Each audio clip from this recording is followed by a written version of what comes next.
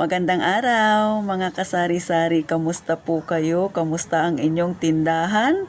Siyempre, ano man ang inyong marinig, huwag nyo nang pansinin mga kasari. Alam nyo naman ang tindahan ni Ate Tintin na papaligiran dito ng mga kabahayan at sa harapan kalsada, daanan ng tricycle at saka motor. So, wala talagang katahimikan.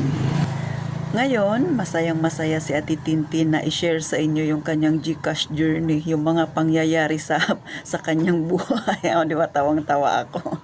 Ay, bakit ba ako natatawa mga kasari ha? Siyempre, nagsikap si Ate Tintin na magkaroon ng GCash kahit na siya ay batang 80s, 90s, o di ba? Hindi ganun kagamay si Ate Tintin sa mga pagkulikot sa cellphone.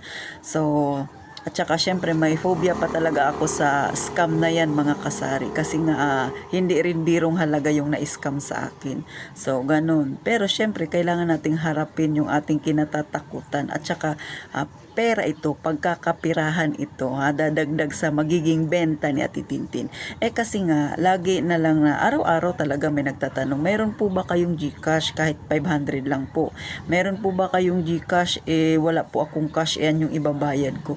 So, si Ate Tintin nag-isip, o di ba? Benta ko na sana, lilipat pa sa kabilang tindahan. O di sayang din 'yon, di ba mga kasari?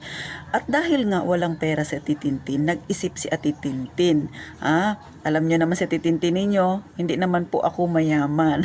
Lagi kong sinasabi, wala tayo sa payaman-yaman. Ito yung realidad ng buhay nating nasa masa. So ano ba yung aking ginawa para kahit papano kumita ako? So ngayon, di may nagtanong sa akin, ate, nagpapa-GCash ka ba? Siyempre, dahil may laman na ng kaunti yung GCash ni Ate Tintin, kasi pinadalahan ako ng worth 2,000 na sa GCash ipinasok. So, may laman na. Tapos, sabi ko, meron kaya lang ano ba ang GCash mo? Ako ba yung magpapadala sa iyo o ikaw yung magpapadala sa akin? O, di ba? Tawang-tawa ako kasi hindi ko pa alam yung cash in, cash out na yan kung anong meaning.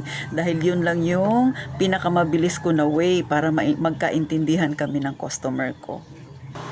So, syempre, ngumiti rin yung customer. Sabi ko, pasensya ka na, be. Kasi si Ate Tintin mo, hindi pa ganun kagaling sa GCash. Hindi ko pa masyadong naiintindihan yung cash in tsaka cash out. Medyo nalilito pa ako. Sabi niya sa akin, okay lang yan, te. At least hindi ka magkamali. O, di ba?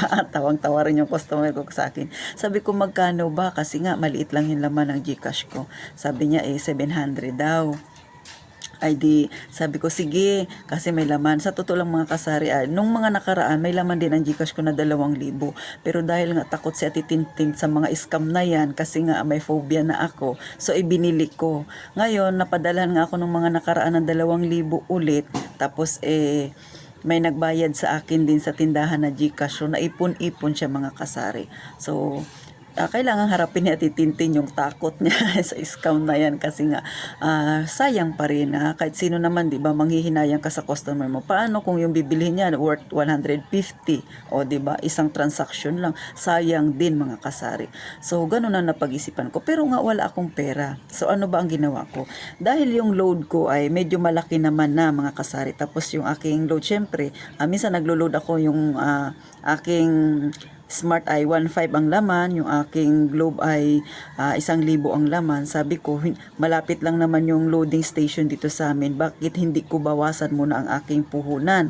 Total, nandyan lang naman siya sa cellphone. So, hindi naman palagi. Although malakas din ang aking loading. Pero, syempre, hindi naman lagi may malalaki yung load. Kadalasan na nagpapaload ay 10, 15, 20, hanggang 50. So, bihira yung tagi-100. Kaya naisip ko, bawasan ko muna. Bakit hindi ko ipasok muna, i-share ko muna yung capital niya sa GCash para dalawa na sila. Kahit paunti-unti makapaglagay ako ng pera. O, di ba mga kasari? Din ngayon ito na syempre may naipon-ipon na akong tubo ng aking load kasi medyo malaki yung patong ng Ate Tintin ninyo. So, ang ginawa ko yung naging tubo na ng aking load. Kumbaga, lumaki na yung capital ko, nagbawas ako plus yung mga naipon ko pa na galing sa load. So yun ang aking ginawa munang puhunan sa GCash ko, di ba? Sa totoo lang mga kasari, 1,000 lang ako nag-start sa aking GCash. So, ganun po yung journey ni Ate Tintin. Mga ilang araw pa lang akong may GCash, pero di ba tuwang-tuwa si Ate Tintin. Mababaw lang ang kaligayahan ko mga kasari kasi syempre isang hakbang na naman tayo pasulong. Mga kasari, hindi ko to sinishare kasi alam ko yung iba dyan na marami talagang laman ang GCash, pero sinishare ko ito sa mga kagaya ko rin na struggle din sa pag-GCash. Yung wala kang puhunan, nangangapa ka, pero kailangan mong gawin, kailangan mong mag-isip, at saka syempre hamon din ito sa mga kagaya kong batang 80s and 90s na hirap sa cellphone. Kumbaga hirap, yung iba madaling matuto, pero sa totoo lang ako, aminin ko mga kasari, hindi ako ganun kabilis matuto pagdating sa cellphone na nagkukulikot. Kaya medyo hirap pa siya titintin sa pagka-cash in, cash out.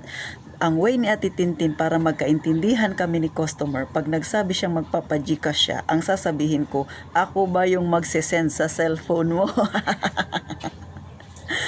Di ba mga kasari? O ikaw yung magsesend sa akin. So, ganun po ang way ko kasi para maintindihan ko siya.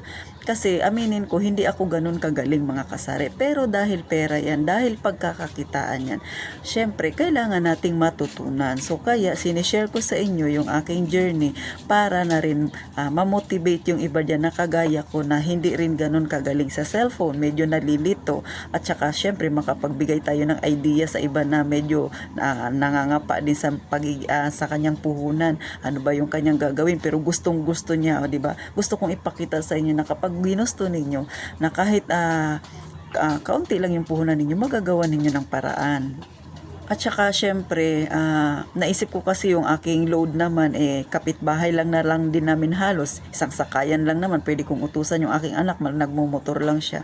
So, nagbawas ako mga kasari. Kaya, ngayon may Gcash na si Ate Tintin. Masaya ako kasi kahit papano, kahit pa kunti-kunti, kumikita siya doon sa Gcash niya. Tapos yung ginagawa ko, tinatabi ko yung nagiging interest na ng Gcash ko. At saka yung load ko, pinagsama ko sila para kumita ako. Syempre, ganun talaga ang ating buhay. Kailangan nating magpursige. Kahit wala tayong mahanap na paraan, pero mag-iisip tayo na gagawa tayo ng paraan kasi gusto natin ito, di ba?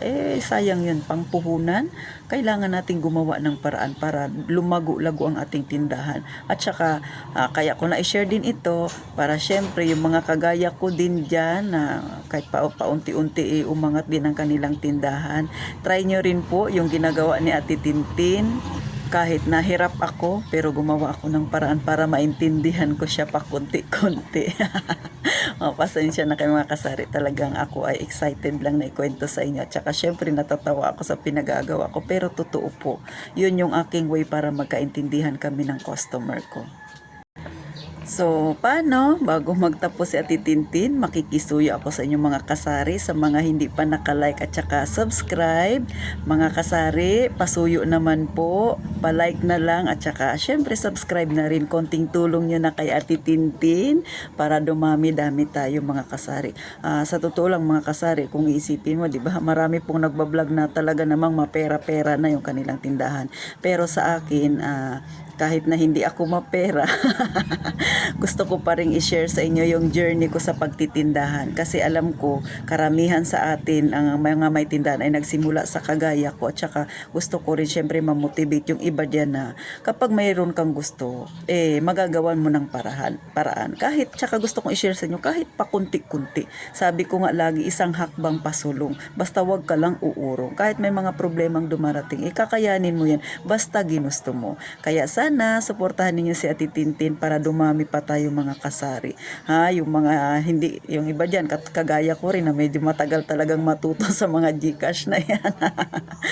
Kahit nakakatawa yung aking experience, pero sinishare ko sa inyo kasi yun yung way ko para syempre maintindihan ko yung customer ko at maintindihan niya rin ako. So thank you po sa mga nanonood, sa palaging sumusuporta sa akin. Maraming salamat po. Sana lagi po kayong nandyan para suportahan si Ate Tintin sa pinagagawa niya sa kanyang tindahan.